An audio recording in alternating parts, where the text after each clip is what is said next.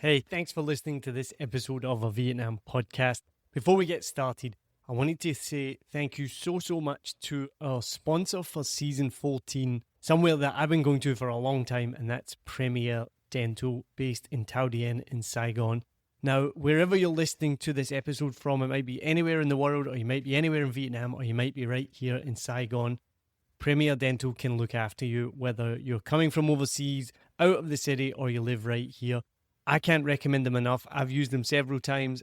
I've even had my wisdom teeth out, but they made it easy and simple and actually painless. It didn't hurt at all. So if you are looking for a dentist in Saigon, I would recommend checking out Premier Dental, not just because they're a sponsor of a Vietnam podcast, because I trust them and they are incredible and they really do a fantastic job. So check them out. If you're listening from overseas, just remember it's way cheaper to have a holiday in Vietnam and get your teeth done than it is probably in your home country. So come and have a holiday in Vietnam and get your teeth done at Premier Dental. So thank you so much to Premier Dental for sponsoring a Vietnam podcast, making this podcast possible, and being incredible dentists. So book your consultation today. Go to premierdental.vn and honestly, you will not regret it. All right, let's get started with this episode. Cheers. I do remember I was crying, sitting on the floor because I did not want to leave that heaven. Well, when I told her I will move back, she's like, you cannot bring the German attitude back to Vietnam. I did not know I was Vietnamese or Asian until I looked into the mirror, because I only saw my friends and I see my reflection in them, and I only realized certain differences or, let's say, racism later on in my life. So you've been back a month. What do you think then?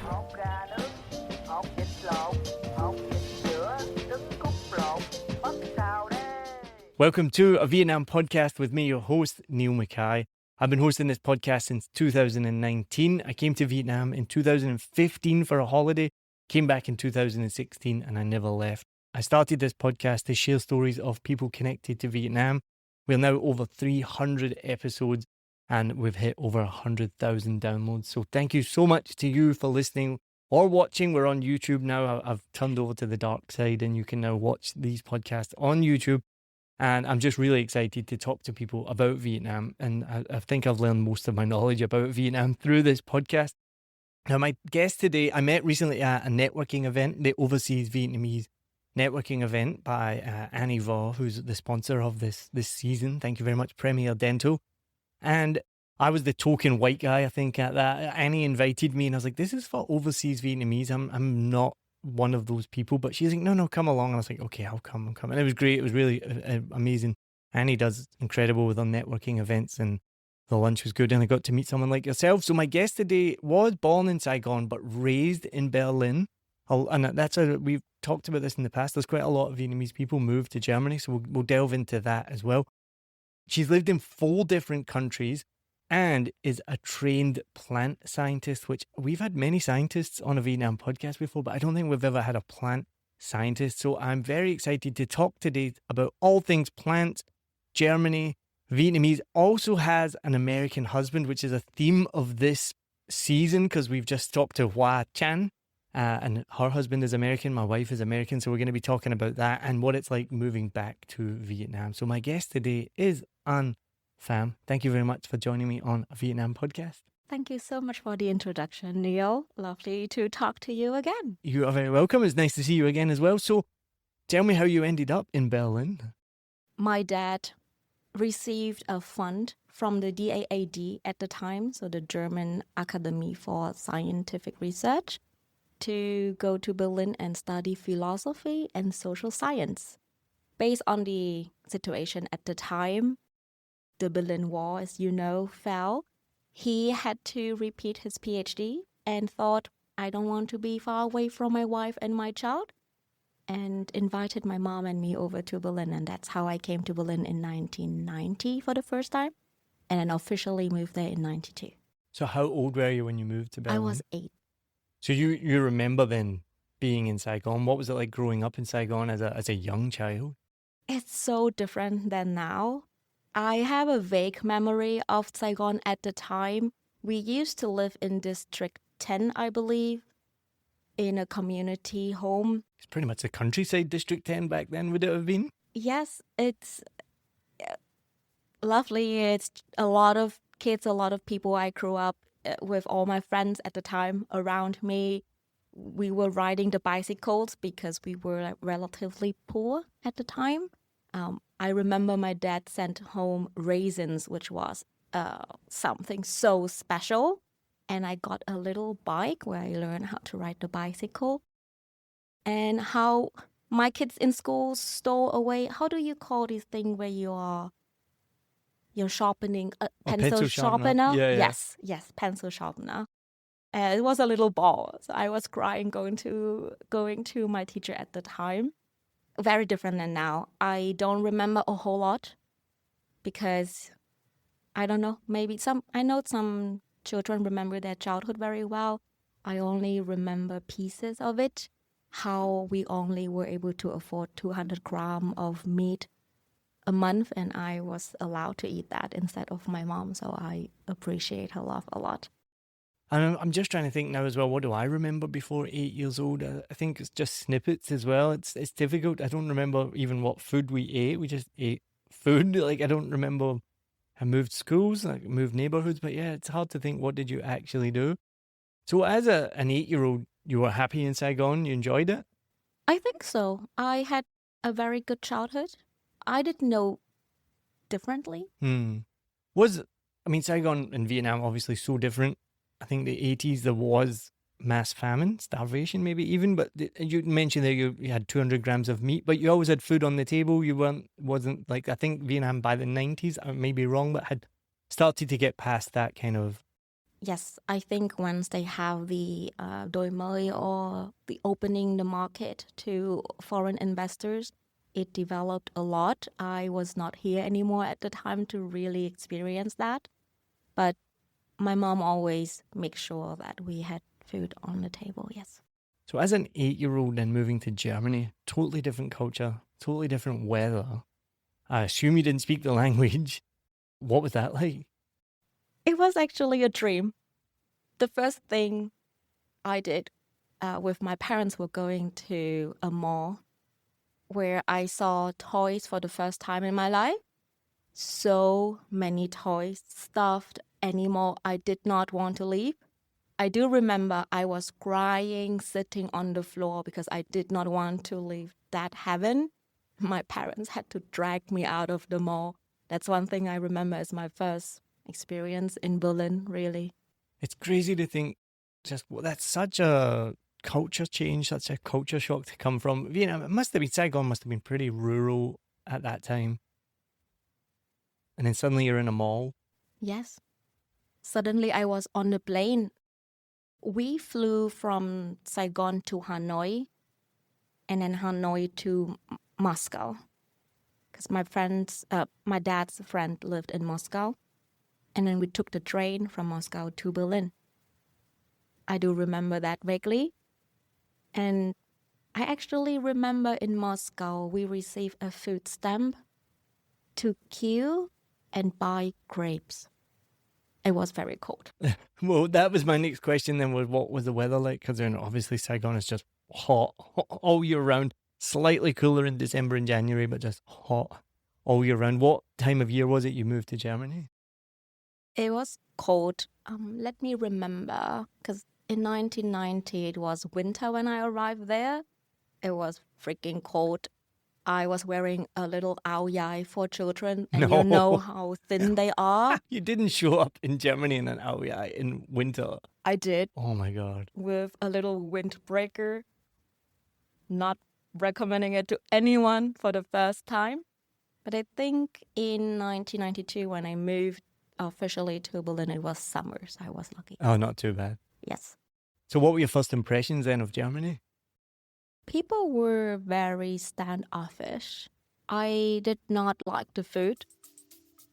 It all felt like they only had bread.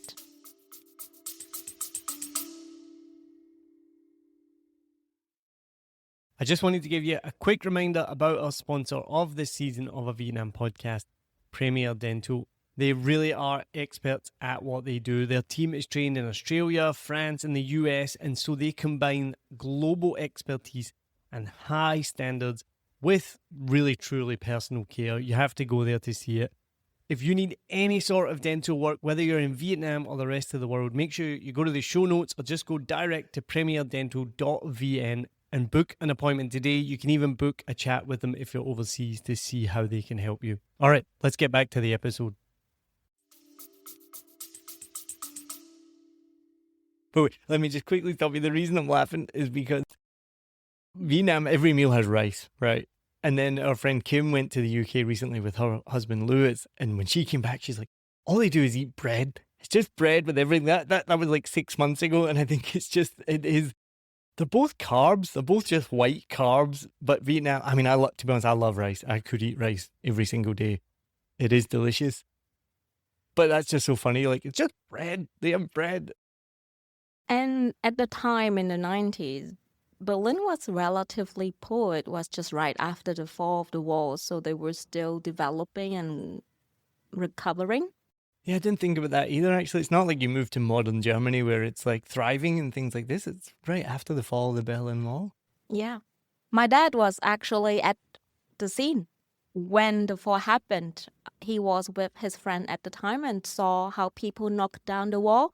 So he ran down and knocked the wall with them. We still have an original little piece from the Berlin Wall back home. My parents still have it. Wow, that's really crazy. I actually remember being in New York and saw there was a place, Fifth Avenue or somewhere like that. They had a piece of the Berlin Wall that was crazy with the graffiti and things like that. And, I think I have a picture of it somewhere. But then to have a piece of the Berlin Wall is crazy.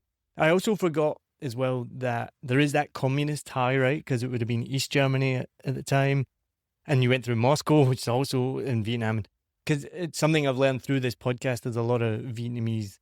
Do you say diaspora or diaspora? Diaspora, right? A lot of Vietnamese diaspora in Hungary, in a lot of the Eastern European countries because of these communist ties. And is that what led then to your dad getting his scholarship? There was that scholarship you said he had, yeah? Yes. I think at the time, a lot of people were able to choose, when they are allowed to choose to go abroad, a number of them chose to go to maybe Czech Republic or Russia. My dad, because he was studying social science and philosophy, and some of us do know that there are many great philosophers from Germany. He decided to go there to pursue his PhD. And he was in East Germany. He studied in, Dad, don't kill me for saying something wrong. I believe he was in Leipzig first, in Jena, and then he later on moved to Berlin for his PhD. So was it awkward, or did it cause any difficulties coming from a communist country, being placed in a communist country, then suddenly it's not communist anymore? For me personally, I don't think that I know that. I was too young to really feel the difference. I'm sure my dad knows the difference. I wish he would write a biography because I would love to hear his story too.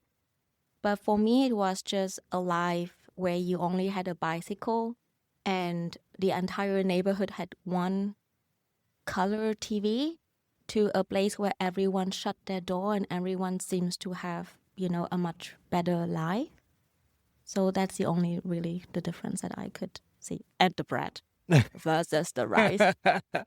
Well, that's an interesting thing you just said there. Everyone shuts the door because in Vietnam, even now to this day, everyone's door is open.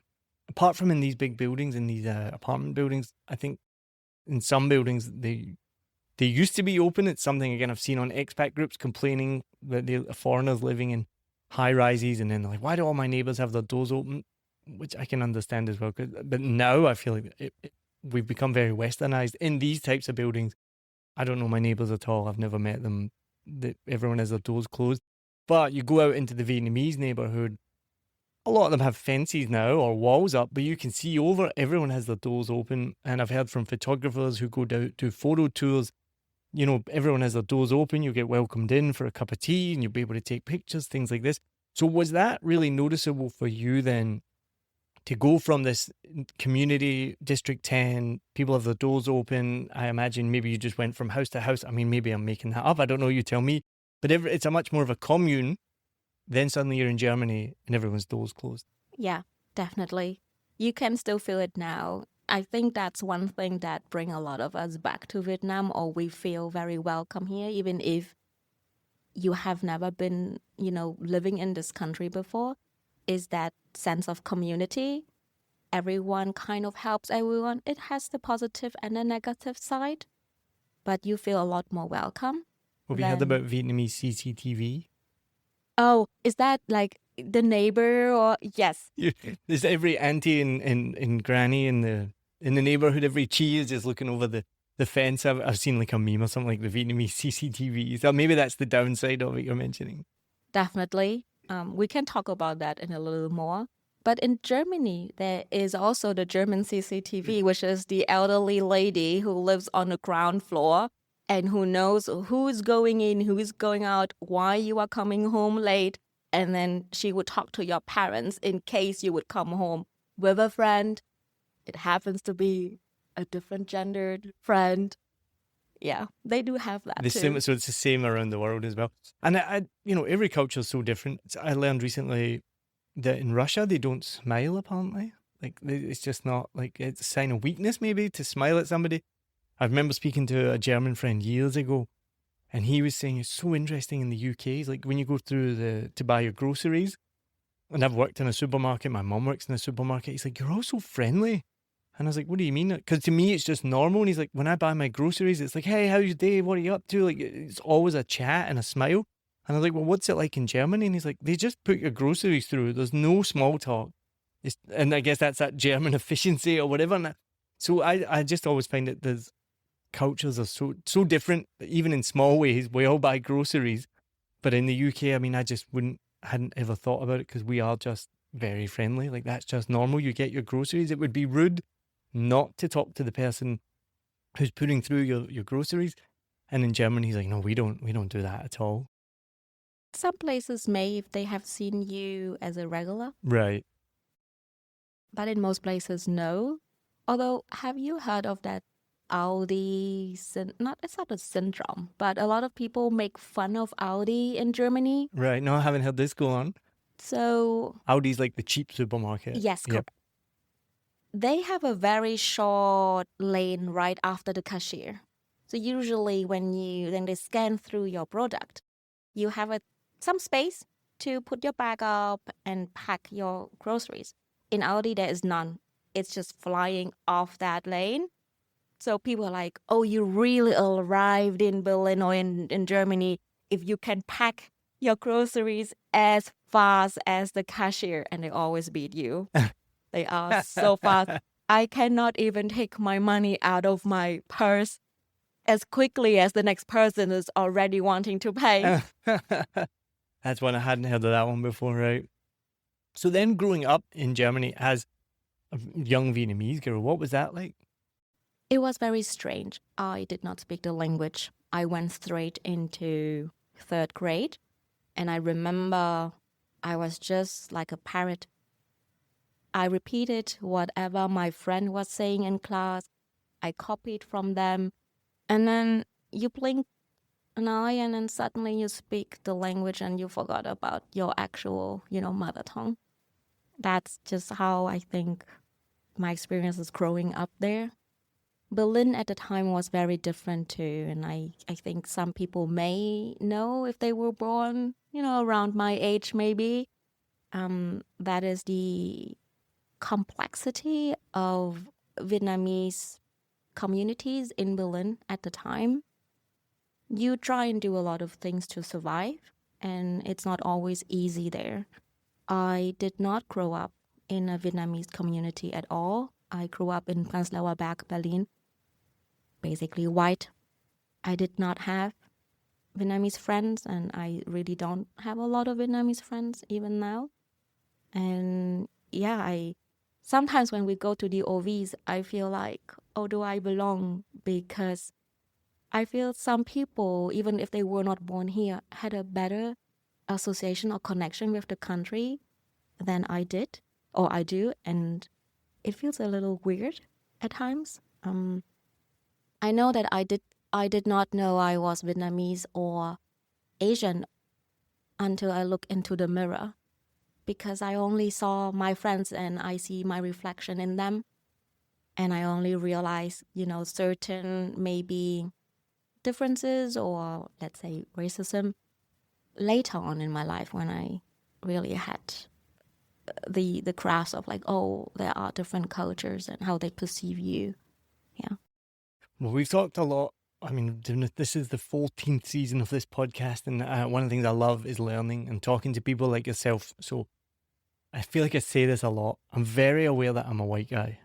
And I'm very aware of my background. So I'm brought up in a white society. We had some Indians, we had some Pakistanis in our school, but they were second generation. So they were they were different, obviously, right? Different skin color, but predominantly white, Christian-ish society, very homogenous, right? And then I moved to America, pretty similar. Then I moved to Australia, even more similar. Then I moved to New Zealand, even more similar, right? So all these white cultures. So I'm very aware of that. Then being here in Vietnam, but doing this podcast and talking to people like yourself over the years, it's really opened my eyes. And my wife is Mexican American, and she's kind of like, how did you not know this? Like almost like, But it's interesting to learn about third culture kids. Is a phrase I'd never really heard of up until a few years ago. And to learn about people like yourself who just have a completely different outlook on the world. And I can't even begin to imagine what that's like. I mean, I can begin to imagine through conversations with people like yourself, but it must be just so difficult growing up. And then eventually, what age do you think you realize, like, oh, I'm, for want of a better word, I'm different?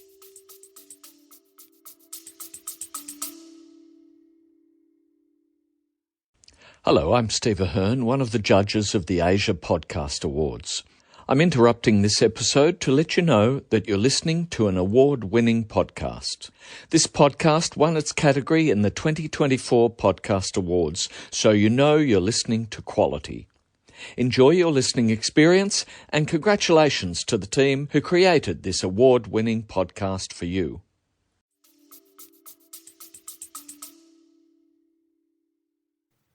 I think that I really realized that when I moved to the US At what age? in 2021. So not long ago. Oh, how old am I there? Oh my gosh. In my 30s. Because for some reason I felt very arrived. Like I felt like I belong to them in To the who? US. The US. Because it's a migration country. Mm. If you don't speak, no one would know if you are a tourist or if you are a foreigner or you were first, second generation American. Mm. So that's when I think I knew it before, but it really clicked then to like going back to Berlin for a visit, like, oh, people do look at me differently. Oh, there is a very minor way of how they treat you. And I thought it was just ignorant, but it is a little more than just ignorant. Do you feel like racist? Yeah, a little. In Berlin? In Berlin, yeah. And How did that manifest? I miss Berlin a lot. I think I would always move back to Berlin in a heartbeat. But if I would have that belonging feeling from the US in Berlin, it would be perfect. I don't quite have that. I would move to Berlin because of habit, because nostalgic feelings, and because my friends, my whole society, my circle is there. Not because I feel like I belong to them. Wow. So you feel like you belong more in America than you did in Berlin? I think I would belong more there than in Berlin. For some reason, even when I was living in London, I felt like I was a lot more myself. Wow. Well, I was going to ask, so do you feel German or do you feel Vietnamese? Or do you feel a bit of both? Or does it change based on what language you're speaking? I would say, without deeply thinking about it, I would say I feel more German because I probably feel more confident speaking German and I do act more German. What does that mean? My mom would say, when I moved to Vietnam or when I told her I will move back, she's like, you need to let go. You cannot bring the German attitude back to Vietnam. Not everything is always by the book. Not everything is a straight line. Let it go. Chill. That's great advice, I think. Yes, and I was like, oh, I don't think so. And I think in the first month, I was like, uh-oh, I get it. I see it. Especially talking to other overseas Vietnamese, like, oh yeah, we really can't take that attitude back here. It's a very different life. But, I'm like a proper, it needs to be this way. We don't conform to gender roles. I'm also, being very progressive. It's a little more challenging too. Not that Vietnam is not, or Saigon is not progressive. I think they are. Just a little different. But yeah, it just... Can you remember the first example of you being here and thinking, oh, this is different? Oh, when I was renovating our apartment. And some of the girls I have met, I've told them about that too. Here's like, especially when you work with men that, let's say carpenters, and I don't know how much you have renovated your own home. Never. So zero experience of this. In Berlin, when you rent an apartment, it's empty. If you're lucky, there's a stove and there's a sink. Nothing more. So you basically just go and carry furniture home. You build your own thing out of, wood pieces. You go to IKEA. You do all things yourself. You paint the wall. Here you pay people to do that. But it does mean that even though I'm not the master of the craft, I do kind of know what I want. And I kind of know what needs to be done on maybe a little more than the basic level. And they would not listen. And you're like, no, you cannot do that. Because you're a female? Yes. So I had to send my dad to talk to them. To tell them the same thing that you were saying. Right. I was like, Dad, you're older. You are a man. You have lived here. You know how to talk to them. Please help me. And he would just talk to them and they would immediately change their attitude. And how frustrating was that? Very frustrating. I think I talked to my husband for 3 days about it because I could not digest it in my brain. Like, I'm not even asking for something that is ridiculous. I even showed them a video and pictures. Like, how can they tell me that doesn't exist? And so it's just the hierarchical, patriarchal strategy. I was going to say not strategy, but the system here that they just shut off to a woman speaking, whereas you think in Germany they would listen to you. I think I would be a lot more confident in Germany to talk to them on the same level and say, no, do this. Whereas I feel the language here, if you translate it from German to Vietnamese, it can sound very harsh and rude. And I'm still translating a lot from German to Vietnamese. And I think maybe that is also a barrier between the way we communicate. And I don't want to be rude to them, but maybe by avoiding being rude, I'm going around the bush too much or being too soft. How different are the languages? German in Vietnamese? Oh, very different. In their style, I could imagine German efficiency of that, just direct, and Vietnamese. Because I don't speak Vietnamese, but I've seen over the years. I remember the example was in the gym I was working out at the time. There was a sign on the bench, basically just said, "Don't use it. It's broken." Very simple, 3 or 4 words. Then the Vietnamese translation underneath was 3 sentences and about 25 words, and I was like, how is, and I spoke to a Vietnamese friend. She's like, yeah, because we have to, the way it's explained has to be so different. And so I imagine between German and Vietnamese, and you've just said it there, like you're going around the houses. But is it the Vietnamese language designed like that because you as a female have to go around the houses to be able to make your point? I'm not sure. I think I'm not fluent or familiar enough in, the origin of the language to really answer that question. Yeah. I might need to ask my dad. But I know just based on how you address, it's not just you and I, it's how old are you. There are so many little things that you need to know. Is the person older than my dad? I call them differently. Are they maybe just older than me? And then there's also, can I call them aunt, like go, or should I call them just like older sister Ji, because you also don't want them to feel bad about their age. And you It's so can't guess complicated, right? their age. It's so complicated. And I think that is reflected in the language. Whereas in German, it's just, I want you to do that. Thank you. Yeah, You yeah. did a good job. Great. Oh, I bought this beautiful new dress. Cool. There's a lot of, we have emotions, Yeah. but a little different, you know? The one that got me with the pronouns was my Vietnamese friend was explaining to me.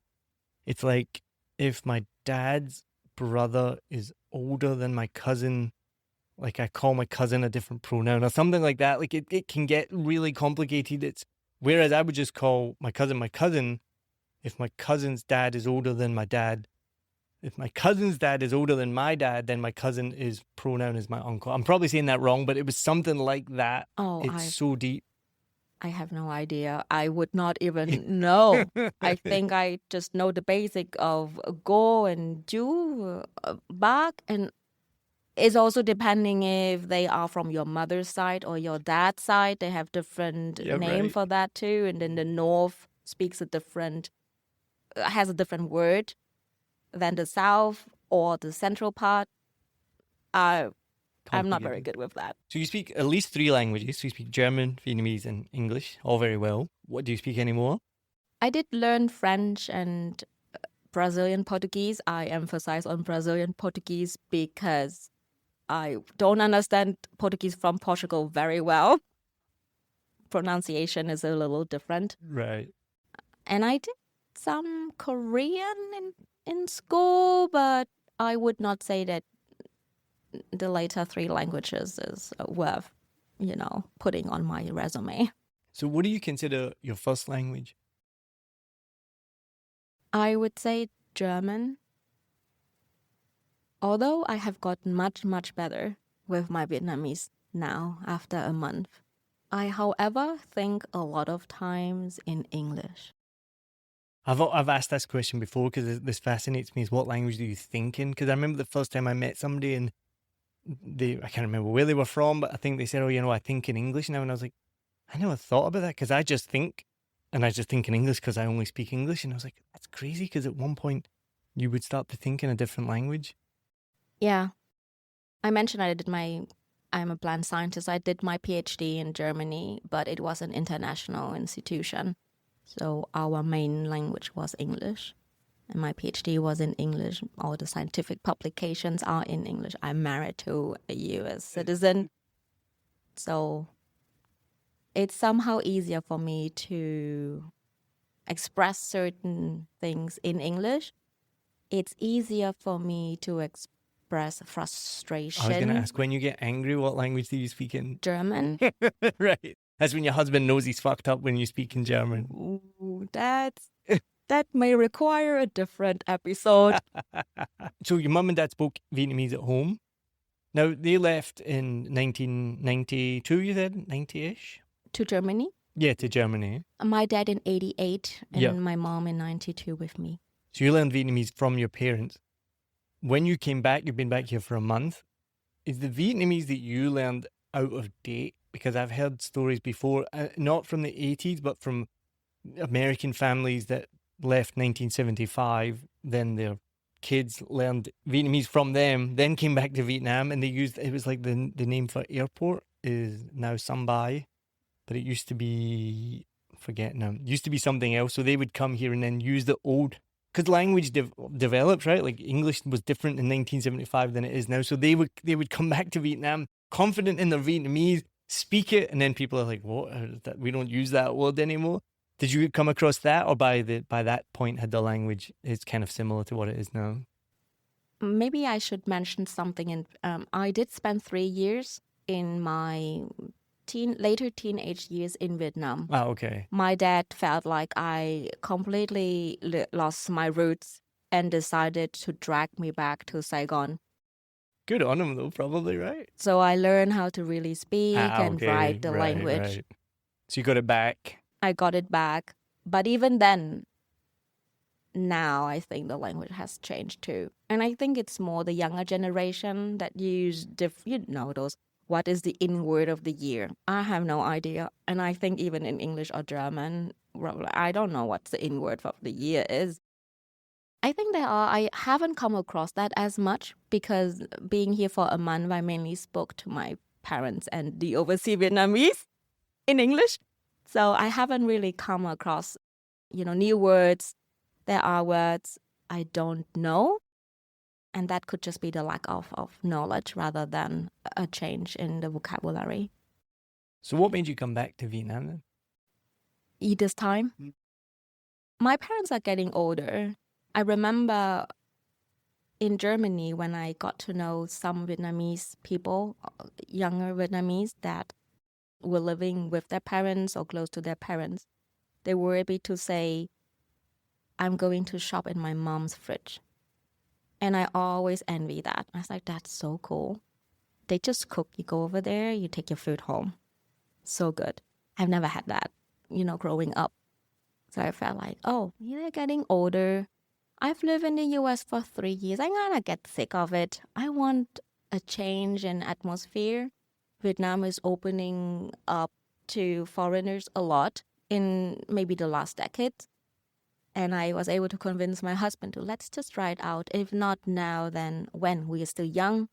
We have a job that we can, do from anywhere. We never know what will happen in the future, so let's try it out. And now I can confidently say I can shop in my mom's fridge. I love it. That's amazing. So you've been back a month. What do you think then? What's your opinion? I think it was a good call. Yeah. It's great. It's vibrant. The city is vibrant. Such a great word to describe it, yeah. It has changed so much from obviously decades ago when I was living here. And what I think I enjoyed the most is everyone is so welcoming. Vietnamese people are curious why you come back, but not with a judgmental way. At least I have not experienced that. Well, you don't understand what they're saying properly. Maybe they will say something and I don't know. And then you met, all these overseas Vietnamese or foreigners that have chosen Vietnam as their new home. And it is something that connects us. And I just love it. You mentioned it's changed a lot. My question is, and then let me explain my question, is that a good thing? Because I don't think it's representative of many people, but I've seen it before on expat groups. People love to romanticize Vietnam. And I've seen people, when people talk about the changes or the positives, you sometimes see people be like, oh, well, I used to live there and I loved it when it was 5,000 dong a bowl of pho, or now there's McDonald's there or there's Starbucks. Like, people romanticize this past of they want it to be sleepier. They want it to be people on bikes and pho on every street corner, which still exists, to be perfectly honest. One of the things, as I've lived here for longer, I kind of take a little bit of umbrage with that, because when people romanticize the past and they want to live where it was 5,000 dong a bowl of pho, like, you realize the people were poor then, right? Like, your romanticized past of people on bicycles and Vietnam was this idyllic paradise. The people were poor and didn't have as much as they have now. You ask them now, do they want that? Like, probably not. Do they want Starbucks? Yes, I was in Starbucks yesterday. It was packed full of young, vibrant Vietnamese people with a lot of money because it's not cheap. So I think it has changed massively. The world has changed. There's probably lots of things that we all wish it was like that in the past. But if you experience that kind of sentiment that people like long for the past, do people like the changes? And what do you think of those changes that you've noticed? I'm sure. I do think that Vietnamese people are happy in some form about a change. As you said, if the bowl of pho was 5,000, it means they don't have a lot of means. And if the bowl of pho now is sometimes 100,000 if you are in Thao Dien, then the question is not, is it worth that money? But it means that those people probably earn better, or people who can afford to eat there have a better income. So the economy is growing. And I think that definitely in society you see also a big part of people getting richer and richer, but then also people who are poor are still poor or getting poorer. So that's a different topic. But I do welcome the change. I don't appreciate, however, if a foreigner or an expat is moving to Vietnam to exploit the country, and I don't think we should take that mentality anywhere. I don't always love when someone says, oh, this is so cheap, even if it costs 250,000 dong a bowl of, I don't know, quinoa bowl, because you have the US dollar to bring. For me, it's more like, wouldn't it be nice if also other people can afford that? And wouldn't it be nice if you also support the mom and pops, And I think that's when I feel a little ashamed to say I'm an expat. In the end, I'm also just immigrating to this country, which is, part of my heritage. And I think we shouldn't think we are better than anyone else. And if we start working with a Vietnamese salary, we will think probably very differently about, what we are spending it on. I might just go to Vin Mall and get myself a Vietnamese coffee for 30-something thousand instead of 79,000 in a coffee shop. Yeah. It gets really complicated because, like I mentioned, there's these romanticized notions that expats have that people have visited here. The worst one that happened to me, I've brought this up before on the podcast, that I posted a video about my favorite craft beer bars in Saigon. It was expensive, right? They're 100,000 a beer, probably around that, right? And someone commented, when I come to Vietnam, I try and spend more money there than I do in my own country. I go to all the local mom and pop places and blah, blah, blah. And it's like, who do you think owns and works in these places? And actually, you go there, it's all Vietnamese people that are spending that money. Like I mentioned, I was in Starbucks. It's Vietnamese people that are spending that money. So Saigonese people, Vietnamese people have money to spend as well. I guess the kind of got off track there. What I was going to ask you, though, was you said you don't like it when people come here and exploit the local people. Now, I think that's a really loaded and complicated sentence, because what does that exploit mean?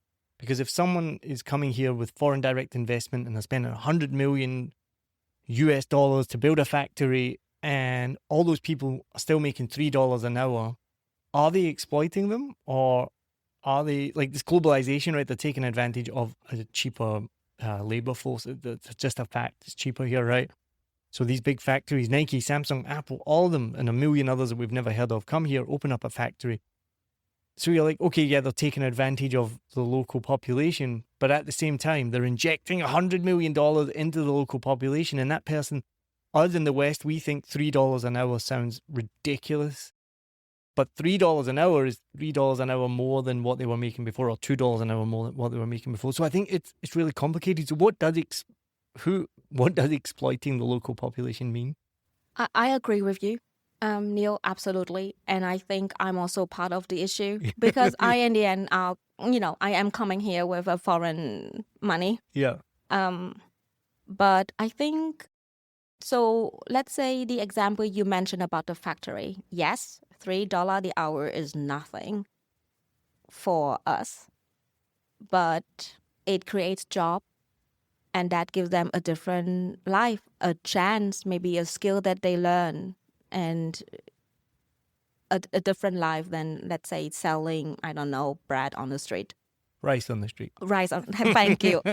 Banh mi, although banh mi, though, yeah, true, yeah, that's bread. Banh mi has, although got more expensive.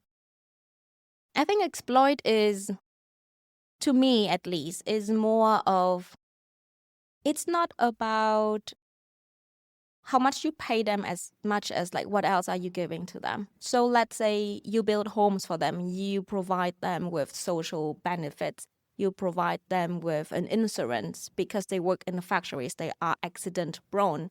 You are supporting their children in having education. That would not be an exploitation to me, because you are helping those people to get a better life. Exploitation would maybe be if you get paid as, the manager $1,000 a month, but you only pay your people $3 a month. Like that's such a big difference.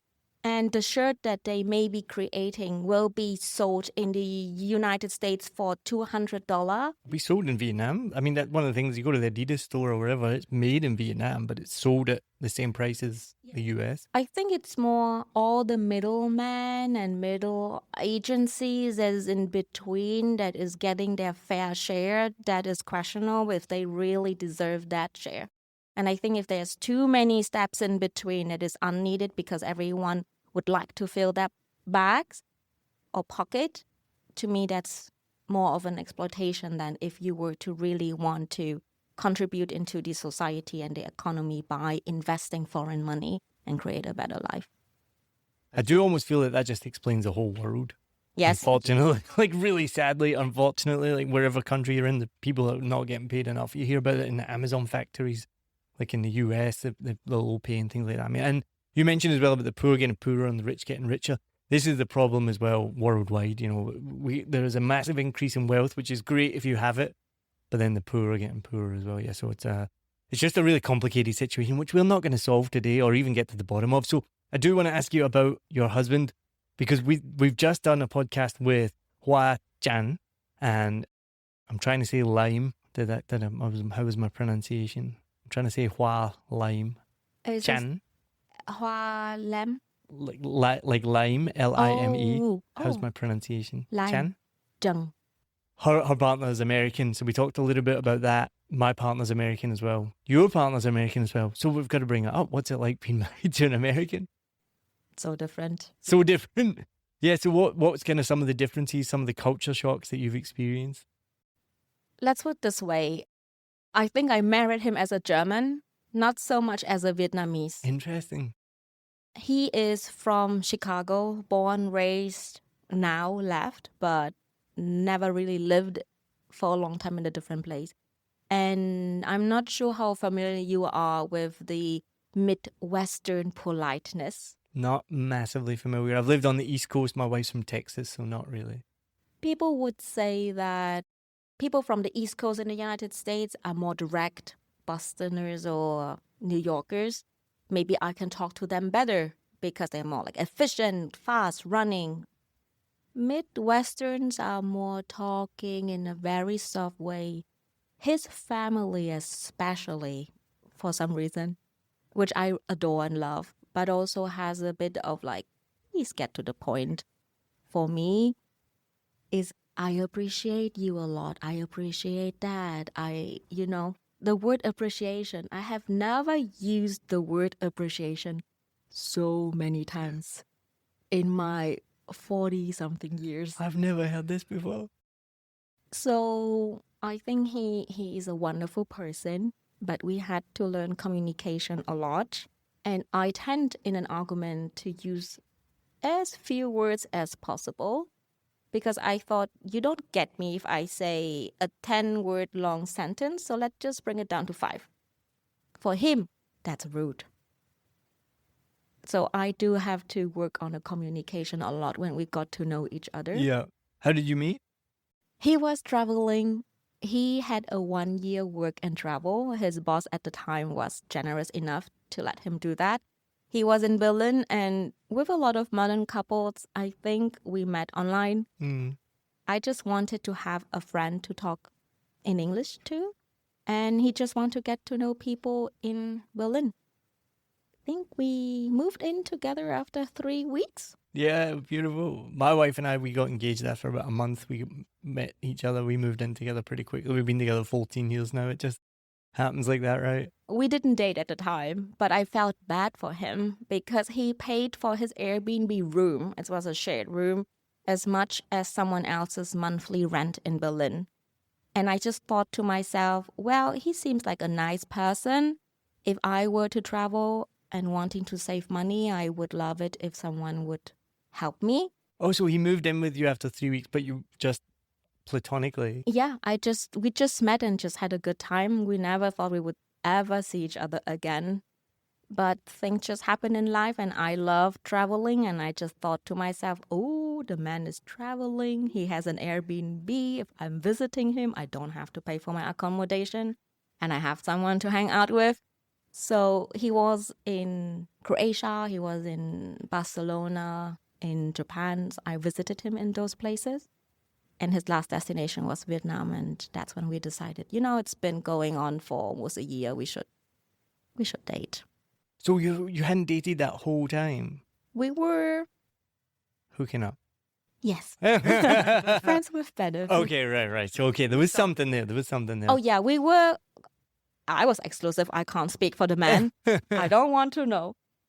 But yes, we felt strongly Beautiful. towards each other. And I thought, it will be transatlantic relationship. But we'll make it work, and we'll make it work. I can see your face lighting up, which is awesome. Well, I just talked to Hua about the culture shock as Vietnamese, and she's from Hanoi. You're Vietnamese German, but what was your big culture shock then going to America for the first time? The friendliness. I think we talked about that earlier. Right. German. They're so friendly in America. I love it. They're outstandingly friendly, and I think Americans overseas don't have the best reputation for various reasons, mostly their government's actions, and we also talked about recently just the level of their volume. They're just so loud. But, I mean, so I lived on the East Coast. You hear about the Southern hospitality, but even on the East Coast, they're just the friendliest, nicest people. And I fell in love with America when I went there. And I think that's why people do love America. The people are amazing. They're so friendly. They're so nice. I always remember when I went there, you go to somebody's house, they open their fridge. It's like, what do you want? What can we feed you? I'll pick you up at the airport. And then I'll hear your opinion on this. Sorry, I'm jumping in on my question, but we were in America recently. My wife's from Texas. Her family are just typical Americans. So nice, so lovely. Same thing, fridge. What do you want to eat? Coffee in the morning, go make yourself some coffee. They're so welcoming. Their house is your house. They'll pick you up, they'll drive you, they'll give you their car. We went back to Scotland. My family and friends are not like that. It's so stark. Even in my mum's house, and thank God my mum doesn't listen to this. This is a really stark example. My mum had fucking turkey slices in the fridge, and we don't get turkey here much. It's quite rare. I mean, you can find it, but it's rare and it's expensive.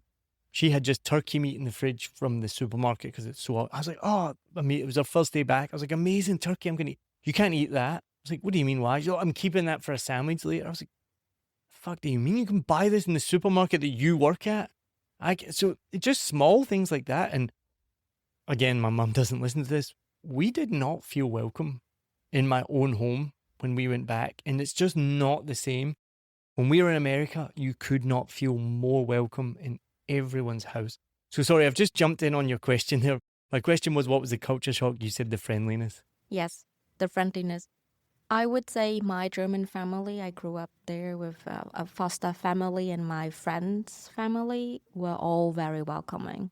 So I felt like home at their place in Germany. It's hard for me because personal experiences, right?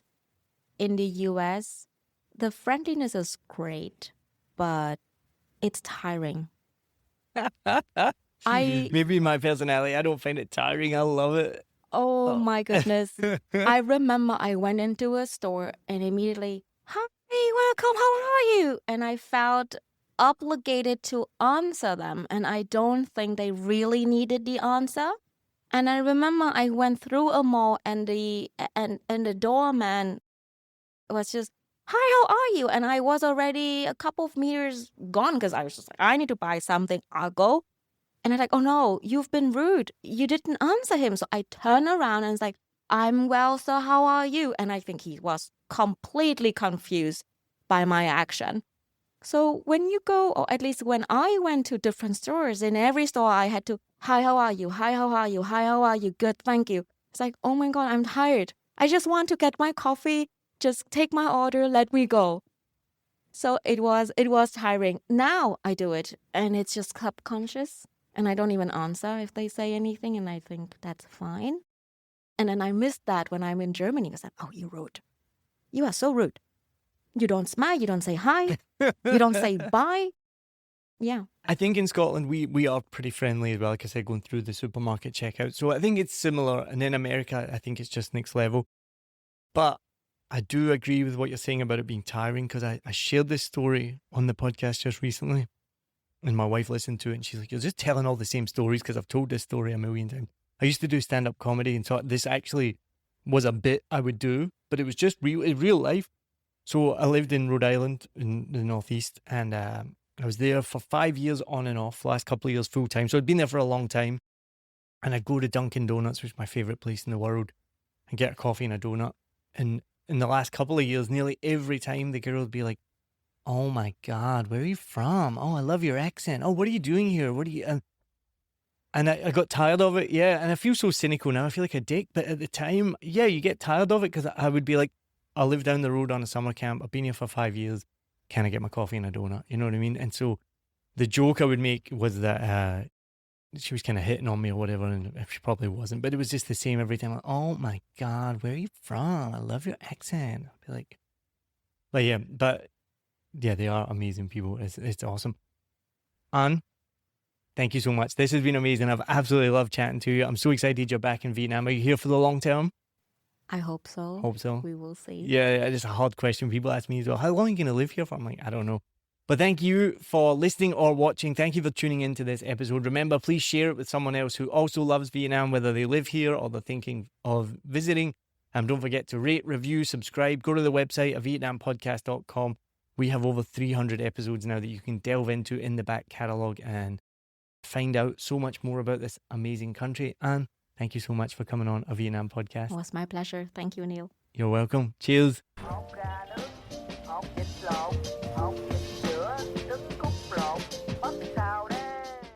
Thanks for listening to this episode of a Vietnam podcast. If today's episode made you smile, then make sure your smile is ready to shine with Premier Dental. How good a cheesy segue was that to our sponsor, Premier Dental. Thank you so much, Premier Dental, and you for listening. Check them out. They offer professional, ethical, world-class care right here in Saigon. You can find out more at premierdental.vn.